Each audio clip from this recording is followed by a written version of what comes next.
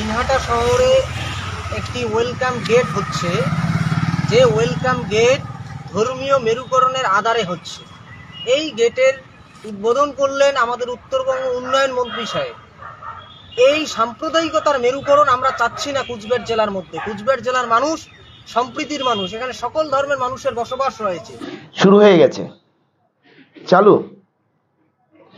সবেমাত্র শুরু। এই যে সংরক্ষণ, এই সংরক্ষণ দেওয়ার জন্য চালু হয়ে গেছে, শুরু হয়ে গেছে।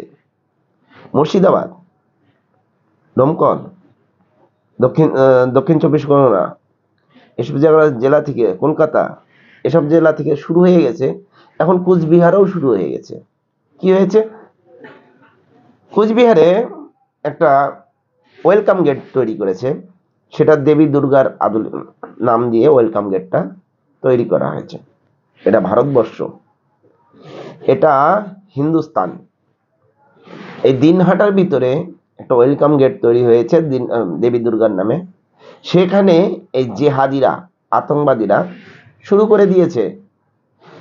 মুর্শিদাবাদের এখন অনেক জায়গায় অনেক রকমের জিনিস দেখা যায় যা মুসলিমদের ধর্ম অনুসারে করা, ভারতবর্ষের নানান জায়গায় দেখা যায়। শুধু এই কুচবিহারে শুরু হয়েছে দেখে জেহাদিরা শুরু করে দিচ্ছে। এটা বাংলাদেশ থেকে আসা সেই মুসলমান, সেই জেহাদি, যারা এই যে শুরু করে দিয়েছে, যাদের সংরক্ষণ দিয়েছে, যারা দুধের গাই। এই দুধের গাইদের আমাদের পশ্চিমবঙ্গের সরকার খুব ভালোবাসে। আজকে পশ্চিমবাংলার এই বাঙালিরা যদি না জেগে উঠে, সবেমাত্র শুরু হয়েছে, কিছুই থাকবে না। কবে আপনারা জাগবেন? আপনাদের কাছে প্রশ্ন, কবে জেগে উঠবেন?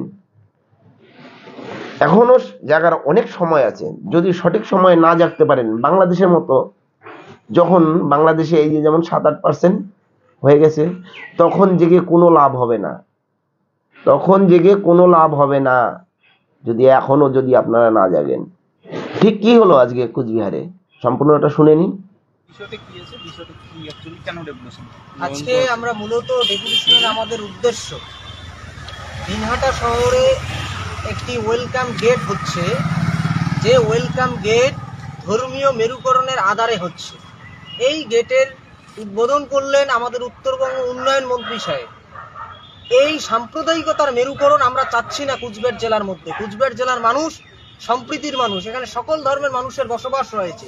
কিন্তু তিনি একটা নির্দিষ্ট সম্প্রদায়ের দেবী দুর্গার প্রতিমার নাম দিয়ে তিনি যে দিনহাটায় শহরে ওয়েলকাম গেটটি তৈরি করছেন, তার সর্বমূল্যে ভারতীয় সংবিধানের নিরপেক্ষতার সম্পূর্ণ উল্লঙ্ঘন করে।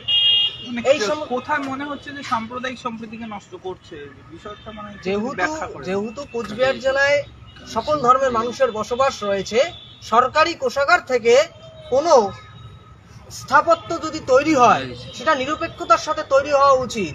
আপনারা জানেন আমাদের কুচবিহার খাগড়াবাড়িতেও একটা হেরিটেজ গেট রয়েছে, সেটা যদি নিরপেক্ষতার সাথে হতে পারে, তবে দিনহাটার ওয়েলকাম গেট কেন নিরপেক্ষতার সাথে হতে পারে না? এটাই নিরপেক্ষ প্রতিবাদী মঞ্চ প্রথম দিক থেকেই প্রশ্ন তুলে আসছে। আমরা চাচ্ছি এই অবিলম্বে গেট তৈরি হোক, কিন্তু গেটটা যেন সম্প্রীতির আধারে তৈরি হোক, সকল ধর্মের মানুষের ধর্মীয় নিরপেক্ষতার উপর মর্যাদা রেখে এই গেট তৈরি হোক। আরেকটা প্রশ্ন থাকছে যে মন্ত্রী সাহেব তো উদ্বোধন করেছেন, এই যে ভুলটা হওয়ার পরে এটাকে মন্ত্রী সাহেবের দৃষ্টি আকর্ষণ করেছিলেন আপনারা? আমরা অবশ্যই প্রথম দিক থেকে এই বিষয়ের উপর আমরা ধিক্কার জানিয়েছিলাম। শুধু আমরা নয়, দিনহাটা তথা কুচবিহার জেলার মানুষ এই বিষয়ে তীব্র ক্ষোভে ফেটে আছেন। যদি অবিলম্বে মন্ত্রী সাহেবকে আমরা 24 ঘন্টার আলটিমেটাম দিচ্ছি। এই উত্তরবঙ্গে 8টা সিট আছে, 8টা সিটের ভিতরে 7টা সিট বিজেপি জিতেছে, একটা সিট কংগ্রেস জিতেছে।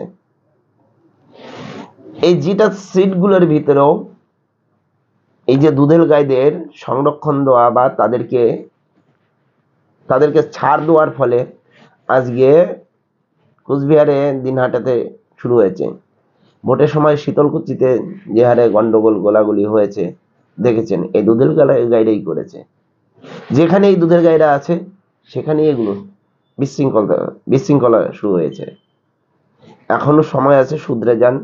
সকলকে বলবো, আপনারা যদি না শুধরাতে পারেন, আগামী দিনে আপনাদের জন্য বড় বিপদ ঘনিয়ে আসছে। যাই হোক, এই বিষয়ে যদি আপনাদের কিছু বলার থাকে অবশ্যই জানাবেন। জয় হিন্দ, বন্দে মাতরম, ভারত মাতা কি জয়।